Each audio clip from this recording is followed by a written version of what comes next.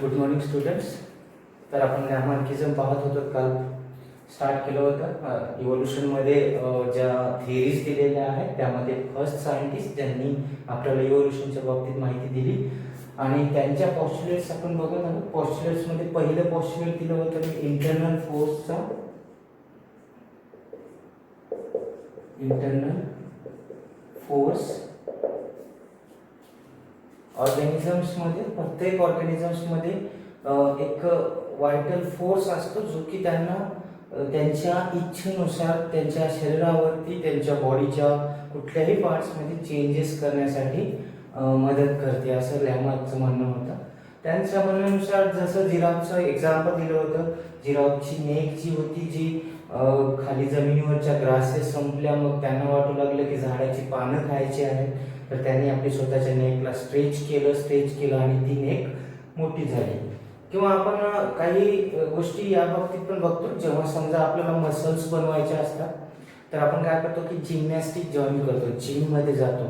जिममध्ये गेल्यानंतर आपण बघतो की रेग्युलरली एक्सरसाइज करतो आणि त्या मसल्स ज्या आहेत त्या चांगल्या पद्धतीने स्ट्रॉंग करून घेतो. म्हणजे हे व्हायटल फोर्स आहे. जर आपली इच्छा झाली तर अशा काही गोष्टी करू शकतो. म्हणून त्यांना वाटलं की हे असंच असेल, अशा प्रकारचा माणूस जो आहे किंवा अदर ऑर्गॅनिझम्स आहेत ते स्वतःची इच्छा जशी झाली तशा प्रकारचा बदल ते आणू शकतात.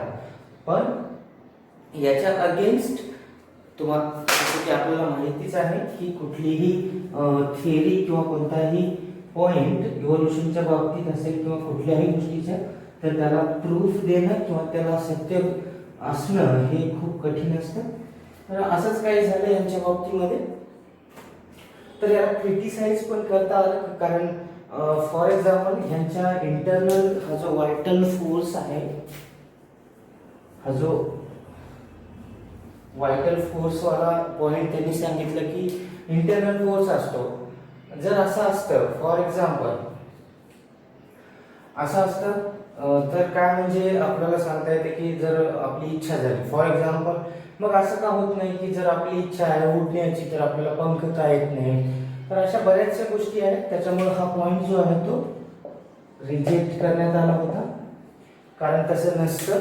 व्हायटल फोर्स जो आहे तो अप्लाय होतो, पण पर्टिक्युलर कंडिशन्स असतात. ते इव्होल्युशनचा तो जो पार्ट आहे ते त्यामध्ये तो तुम्ही अप्लाय करू शकत नाही. कारण व्हायटल फोर्स जर आता ह्युमन बीइंग काही इच्छा जाहीर करेल म्हणजे तो तसं पूर्ण करू शकत नाही. तर हे होता त्यांचा पहिला इंटरनल फोर्सवाला जो की पॉइंट आहे. आणि त्या नेकच्या बाबतीमध्ये म्हणजे त्यांना क्रिटिसाइज त्यांनी एक्झाम्पल जे दिलं, ज्या स्मॉल नेक्ड होत्या, स्मॉल नेक्ड जिराफ ज्या होत्या, अगोदरच्या जिराफ ज्या होत्या स्मॉल नेक्ड होत्या, पण इव्होल्युशन मध्ये काय सांगितलेलं आहे की त्यांची नेक कशामुळे मोठी झाली, not due to the reason of internal force, की त्यांच्या पॉप्युलेशनमध्ये, त्या जिराफच्या पॉप्युलेशनमध्ये काही जीन्स होत्या, काही जिराफच्या जीन्स होत्या की त्यांच्याकडे कॅपॅसिटी होती की इव्होल्युशन थ्रू त्यांची नेक जी आहे ती मोठी झाली आणि एन्व्हायरमेंटमध्ये त्याच जिराफ टिकू लागल्या ज्यांच्याकडं लॉंग किंवा मोठी नेक होती, त्या टिकू लागल्या. आणि ज्या स्मॉल नेकड जिराफ होत्या त्या एक्सटिंक्ट होऊन गेल्या, कारण तसा नेचर आला. पुन्हा जसं जसं पुढं आलं तर जसा एन्व्हायरमेंट तशा प्रकारचे ऑर्गॅनिझम सर्व्हाइव्ह करू लागले. इव्होल्युशनमध्ये आपण सांगितलं की इव्होल्युशनमुळे होणारा जो बदल असतो तो बेनिफिशियल असतो. आणि बेनिफिशियल इव्होल्युशन काय सांगतो की आपल्याला जिराफ तर लागतात, पण त्या कोणत्या, लॉंग नेक्ड जिराफ लागतात. तर अशा प्रकारचं हे इव्होल्युशन झालेलं आहे. तर जे की अशा प्रकारचं काही होत नाही. इंटरनल फोर्स म्हटल्यानंतर तसं नेकच्या बाबतीमध्ये पण तसं झालेलं नाही, म्हणून हा पॉईंट जो आहे तो रिजेक्ट करण्यात आला. आता याच्यानंतर दुसरं क्रिटिसाइज करणारा पॉईंट म्हणजे यूज आणि डिसयूजचा हा पॉईंट दिला होता लॅमार्कनं आपल्याला. तर याच्यामध्ये त्यांनी आपल्याला या जिराफच्या नेकचं उदाहरण दिलं होतं, नेक ऑफ जिराफ. मग यांनी याचा जास्तीत जास्त यूज केला. आपण याच्यात काय सांगितलं होतं any organ of organism which is used more and more that become complex or modified. And if any organ of organism is not used for longer time, that become vestigial. असं हे use and disuse सांगत होतं. पण काय झालं या ठिकाणी नेकनं जिराफची neck जी आहे त्यांनी यूज केली आणि त्याची नेक लॉंग झाली असं सांगण्यात आलं होतं लॅमार्कच्या मताने. अजून दुसरं एक त्यांनी उदाहरण दिलं होतं विंग. आपल्याला जर तुम्ही बघितलं असेल अगोदरच्या ज्या स्नेक्स असायच्या त्यांना जे आहेत त्यांच्याकडं लिम्स असायचे, लिम्स ऑफ स्नेक.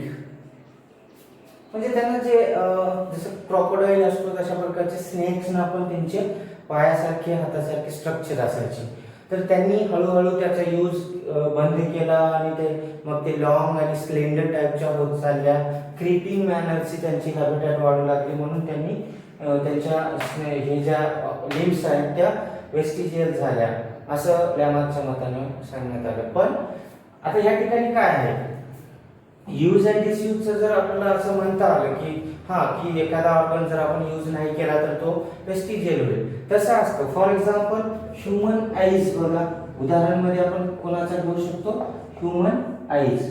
आता आपले डोळे आहेत, नेहमी आपण याचा यूज करतो, कंटिन्युअसली यूज करतो. असं कधीच होत नाही की आपण एखादा दिवस चला आज आमच्या डोळ्याचा वापर आपल्याला करायचा नाही असं आपण करतच नाही, कारण डोळ्याचा यूज केल्याशिवाय आपल्याला दिसणारच नाही. तर मग जर आपण एवढं यूज करतो याचा यूज इतका आहे तर मग हे कॉम्प्लेक्स आणि मॉडिफाय का होत नाही. आपल्याला मग असा व्हायला पाहिजे याच्यानुसार जर कॉम्प्लेक्स मॉडिफाईड व्हायला पाहिजे तर आईज ज्या आहेत आपल्या इतक्या मॉडिफाईड झाल्या पाहिजे की आपल्याला अंधारात पण दिसलं पाहिजे. तर ह्या पॉइंटला पण इथं रिजेक्ट करण्यात आलं, कारण तसं पण होत नाही. कुठला ऑर्गन जर एखादा यूज नाही केला म्हणजे तो एकदमच वेस्टिजियल होणार नाही, किंवा जास्तीत जास्त यूज केला म्हणजे सगळेच्या सगळे ऑर्गन असे मॉडिफाईड होऊ शकत नाही, जसे की आपल्या आईज आहे. तर ह्या दोन तर पॉइंट्स या ठिकाणी रिजेक्ट करण्यात आल्या. आता याच्यानंतर लॅमार्कने आपल्याला आणखी एक पॉइंट सांगितलेला आहे, तो म्हणजे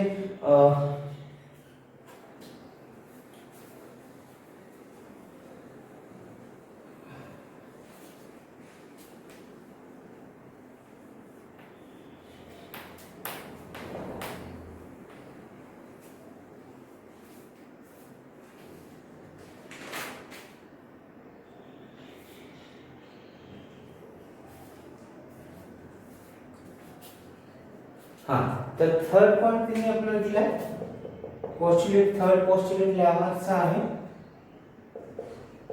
बॉडी साइज.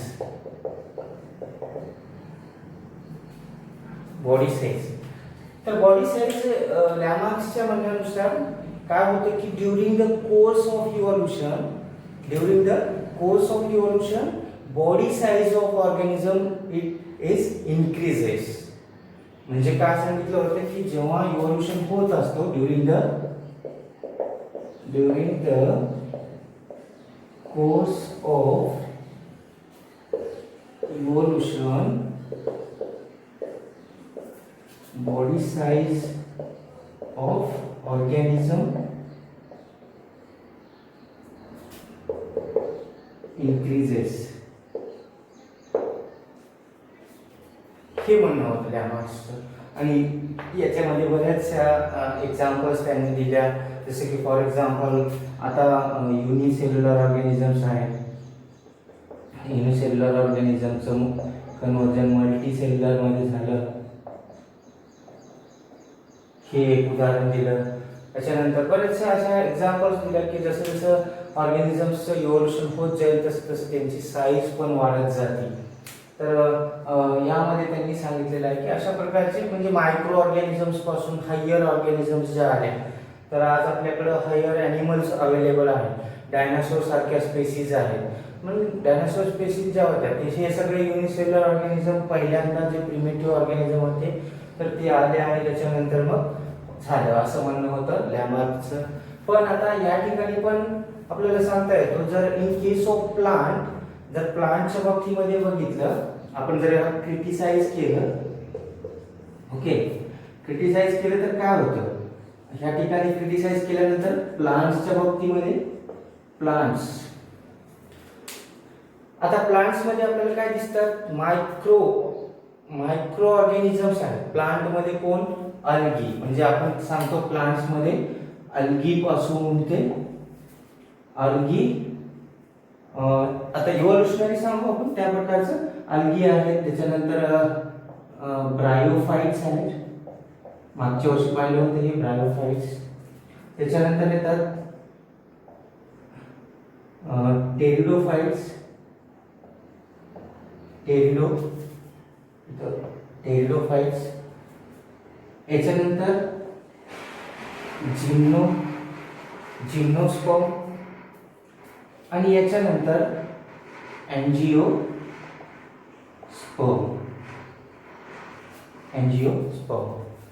आता हे बघा इव्होल्युशनरी ट्रेंड, अल्गी आहेत, मायक्रो आहेत, मायक्रो ऑर्गॅनिझम्स आहेत, युनिसेल्युलर आहेत, याच्यात पण मल्टीसेल्युलर सापडतात. मग त्याच्यानंतर थोडेसे इव्हॉल्व झाले, त्यांची साईज वाढली.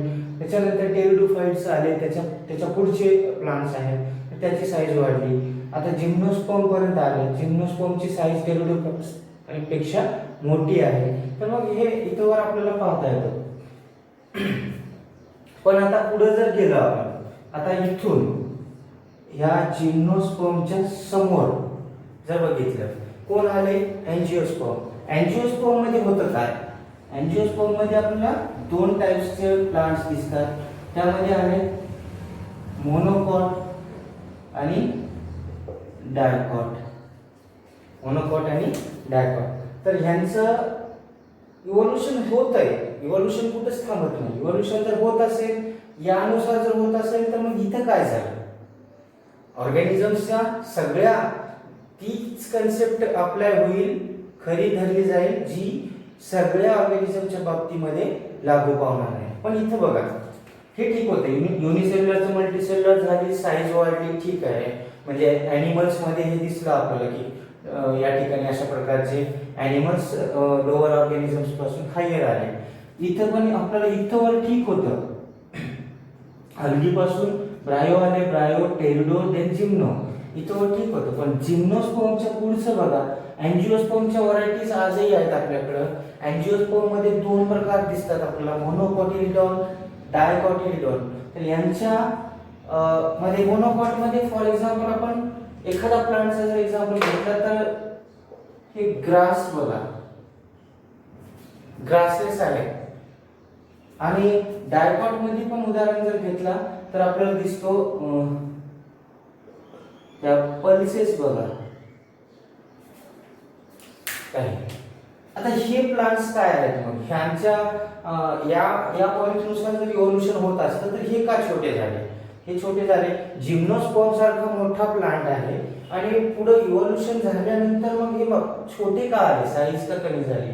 तर इव्होल्युशनचा तात्पर्य तसा नाही की साईजच वाढावी, त्या ठिकाणी इव्होल्युशन जो आहे तो कंटिन्युअस तर होत असतो, पण त्यामध्ये दोन प्रकारचे इव्होल्युशन होतो. आणि तो म्हणजे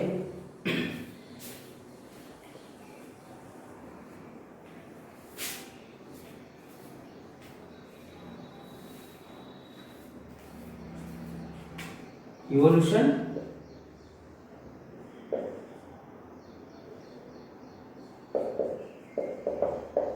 दोन प्रकारचा होतो, एक असतो प्रोग्रेसिव्ह टाईपचा आणि दुसरा असतो रेट्रोग्रेसिव्ह टाईप.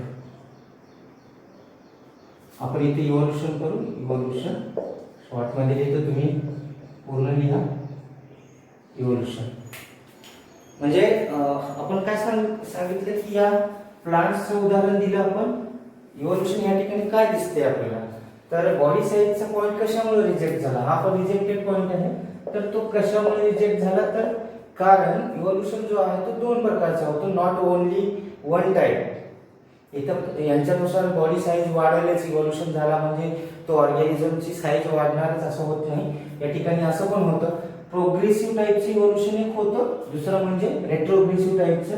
प्रोग्रेसिव्ह टाईप म्हणजे जर ऑर्गॅनिझम स्मॉलर असतील किंवा ऑर्गॅनिझम सिम्पलर असतील तर त्यांचं कॉम्प्लेक्स मध्ये होणं, अशा प्रकारचं पण इव्होल्युशन होतं. जसं की इथून दिसतोय आपल्याला अल्गी पासून ते जिम्नोपर्यंत जो इव्होल्युशन दिसतो तो प्रोग्रेसिव्ह टाईपचं इव्होल्युशन आहे. तर आपण या ठिकाणी लिहिणार आहोत सिम्पल टू कॉम्प्लेक्स.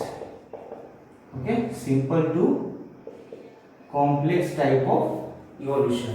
तर हे आहे simple to complex type of evolution. Progressive म्हणजे simple to complex type of evolution होणं, that is called progressive evolution. आणि दुसरं असणार आहे इथून जिम्नोपासून जे इथं मोनोकॉट डायकॉट पर्यंत झालेला आहे तो आहे रेट्रोग्रेसिव्ह टाइपचा. म्हणजे या ठिकाणी आपण म्हणू कॉम्प्लेक्स टू सिम्पलर टाइप. म्हणजे अशा प्रकारचं इव्होल्युशन होत असतं, म्हणून हा पॉइंट देखील या ठिकाणी रिजेक्ट करण्यात आला. तर लॅमार्कने आपल्याला आतापर्यंत किती 3 पॉइंट सांगितलेले आहेत. पहिलं होतं इंटरनल व्हायटल फोर्स असतं, तो पण अप्लाय होत नाही, सगळ्या बाबतीमध्ये ते खरं नाही, त्याच्यामुळे तो रिजेक्ट झाला. यूज अँड डिसयूज पण तो पण रिजेक्ट करण्यात आला. बॉडी साईज आहे या ठिकाणी, हा पण पॉइंट या ठिकाणी रिजेक्ट होतो, कारण इव्होल्युशन नुसतं साईज वाढवत नाही तर रेट्रोग्रेसिव्ह टाईपचं पण इव्होल्युशन होतो. ऑर्गॅनिझम्स जरी कॉम्प्लेक्स असतील, लार्ज साईज असतील तर त्यांचं कन्व्हर्जन इव्होल्युशन थ्रू बारक्या म्हणजे लहान्या प्लांटमध्ये पण ऑर्गॅनिझम्समध्ये पण होत असतो.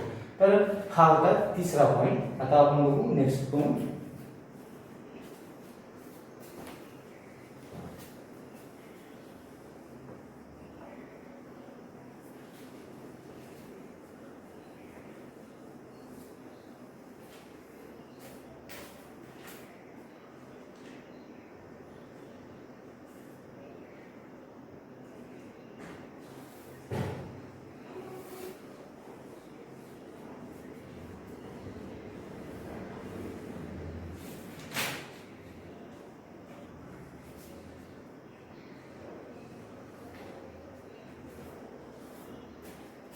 देन लॅमार्कचा चौथा पॉस्ट्युलेट आपल्याला दिलेलं तो म्हणजे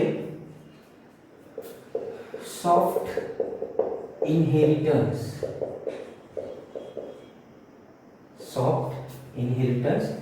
किंवा हाच महत्वाचा पॉइंट होता, त्यांचा जास्तीत जास्त फोर्स जो होता त्या याच्यावरच होता. यालाच म्हणतो आपण इनहेरिटन्स ऑफ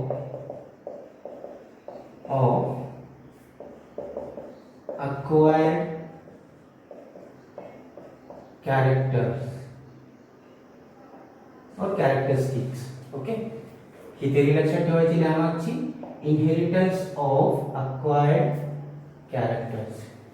हा लॅमार्कने याच्यावरती जास्त फोर्स दिलं होतं की जे नेचर मधून, ह्या थेअरीनुसार काय सांगतं की जर एखादा ऑर्गॅनिझम आहे, काही कॅरेक्टर समजा त्यानं नेचर मधून अक्वायर्ड केले असतील, अक्वायर्ड म्हणजे त्याच्या अंमलात आणलं तो घेणे, काही कॅरेक्टर नेचर मधून घेतला. फॉर एक्झाम्पल जर समजा एखादा माईस आहे किंवा रॅट आहे, माईस म्हणजेच उंदीर आपल्याला म्हणता येतं, त्याची टेल जर समजा माईसची टेल कट असेल, ओके, कट केलेली असेल, किंवा कलर असेल बॉडीचं, एखादा ह्युमन आहे, ह्युमन कलर जो आहे तो ब्लॅक असेल, हे कट असलेली टेल आहे एका रॅटची किंवा ह्युमनचा कलर ब्लॅक असेल तर, आणि एक कलर समजा फॉर एक्झाम्पल आता आपण जर बघितलं की जर आपण टेम्परेट रिजन मध्ये जाऊन राहिलो, थंड हवामानामध्ये, तर आपल्या कलर मध्ये थोड्याशा चेंजेस येतात आणि त्या चेंजेस ज्या आहेत त्या पेनफुली पास होत असतात. बॉडी चेंजेस ज्या की एक्सटर्नली आपण अक्वायर्ड केलेल्या आहेत नेचर मधून, त्या चेंजेस इनहेरिट होतात. इनहेरिट म्हणजे आपण इनहेरिटन्स किंवा हेरिडिटीची डेफिनेशन सांगितली होती, transfer of characters from one generation to another generation. So acquired characters are faithfully transferred from one generation to generation.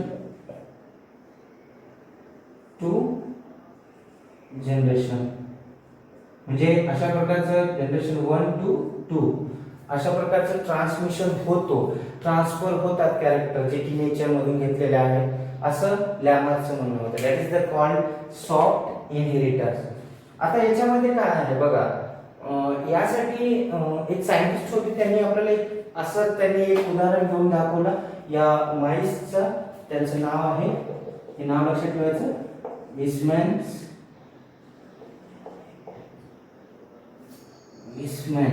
नाव लक्षात ठेवा. विस्मॅन नावाचे एक सायंटिस्ट होते. यांनी काय केलं, या पॉइंटचं पण त्यांनी डिस्प्रूव्ह करण्यासाठी, याला पण रिजेक्ट करण्यासाठी एक एक्सपेरिमेंटच करून बघितला. त्यांनी काय केलं की एखाद्या माईसचा टेल जो आहे तो कट केला आणि अशा प्रकारचे 68 माईस त्यांनी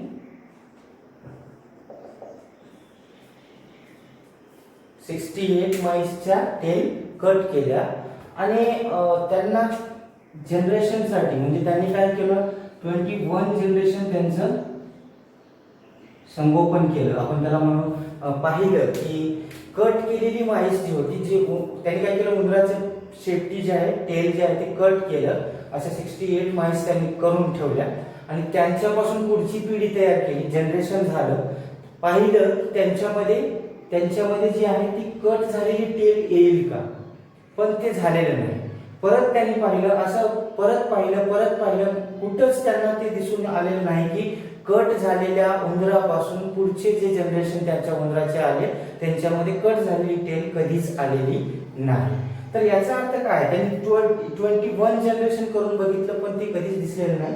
तर याचा अर्थ आहे की त्यांनी सांगितले की there is no transmission of somatic characters from one generation to another generation. म्हणजे काय, सोमॅटिक चेंजेस जे असतात, सोमॅटिक सेल्स जे आहेत, आपल्या बॉडी सेल्स जे आहेत, यांच्यामध्ये ज्या चेंजेस असतात त्या ट्रान्सफर जनरेशन मध्ये होत नाही. जर समजा आपला हात कापला आणि आपलं जनरेशन प्रोड्यूस करू दिलं हात कापल्यानंतर, तर पुढचं जनरेशन तो हात तुटकाच येईल असं होत नाही. तर सॉफ्ट इनहेरिटन्स मध्ये जे की नेचर मधून अक्वायर्ड केलेले कॅरेक्टर असतील किंवा मॉर्फोलॉजिकल कॅरेक्टर्स असतील, त्या ज्या आहेत चेंजेस ज्या नेचरमुळे झाल्या त्या कधीच फेथफुली ट्रान्समिट होत नाहीत. म्हणून हा पॉइंट देखील या ठिकाणी रिजेक्ट करण्यात आला. म्हणजे इनहेरिटन्स ऑफ अक्वायर्ड कॅरेक्टर देखील या ठिकाणी रिजेक्टेड पॉइंट आहे. तर अशा प्रकारचे लॅमार्कचे जे पॉस्ट्युलेट्स होते, या सगळ्या पॉस्ट्युलेट्स द्वारे त्यांनी आपल्याला सांगण्याचा प्रयत्न केला, पण त्यांचं म्हणणं जे होतं जवळपास जे आहे ते कोणीच ऍक्सेप्ट केलेलं नाही. मग आता काय करणार, इव्होल्यूशन तर होतोय, इव्होल्यूशन नाही होत म्हणून कोणी म्हणत नाही. इव्होल्यूशन जसं की सांगितलं, कोणत्या हा बॉडी साईजचा जो पॉइंट होता त्याच्यामध्ये सांगितलं होतं की इव्होल्यूशन होतो पण दोन प्रकारचा होतो, प्रोग्रेसिव्ह आणि रेट्रोग्रेसिव्ह टाईपचा. तर मग इव्होल्यूशन होतं, तर मग आता काय करायचं, तर त्याच्यानंतर मग आता पुढचे जे सायंटिस्ट आले, चार्ल्स डार्विन यांनी काय केलं की हे सगळं सोडून म्हणजे यांच्या पॉस्ट्युलेट्स वाचल्या, हे सगळं बघितलं. याच्यानंतर मग त्यांनी काय केलं की स्वतःची एक थेअरी दिलेली आहे आणि ती थेअरी जी आहे नॅचरल सिलेक्शन थेअरी. आता ह्याच्यामध्ये त्यांनी सांगितलेलं आहे की नेमकं इव्होल्यूशन काय होतं. तर ते डार्विनची थेअरी जी आहे ती आपण पुढच्या क्लासमध्ये बघणार. धन्यवाद.